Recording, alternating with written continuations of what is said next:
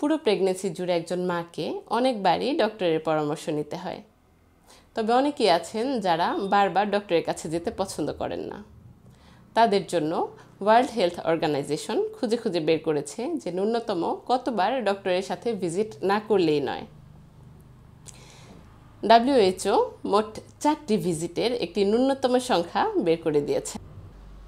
প্রথম ভিজিটটি হবে আপনি যেই মুহূর্তে জানতে পেরেছেন যে আপনি মা হতে চলেছেন, তারপর যত দ্রুত সম্ভব, অর্থাৎ 12 সপ্তাহের মধ্যেই। এই সময় ডক্টর কনফার্ম করবেন যে আপনি আসলেই মা হতে চলেছেন কিনা। এই সময় তিনি কিছু ব্লাড টেস্ট দিবেন, যার ফলে আপনার প্রেগন্যান্সিতে কোনো ঝুঁকির সম্ভাবনা আছে কিনা তা আগেই জানা যাবে। দ্বিতীয় ভিজিটটি হবে 20 থেকে 24 সপ্তাহের মধ্যে। এই সময় আপনি চাইলে আপনার সন্তানের জন্য অ্যানোমেলি স্ক্যান করতে পারেন।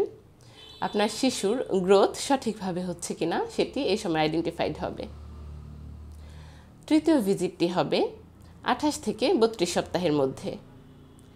এই সময় ডক্টর খুঁজে বের করবেন যে আপনার শরীরে উচ্চ রক্তচাপ বা ডায়াবেটিস জনিত কোনো জটিলতা শুরু হচ্ছে কিনা। এবং সর্বশেষ ভিজিটটি হবে 36 সপ্তাহের পর।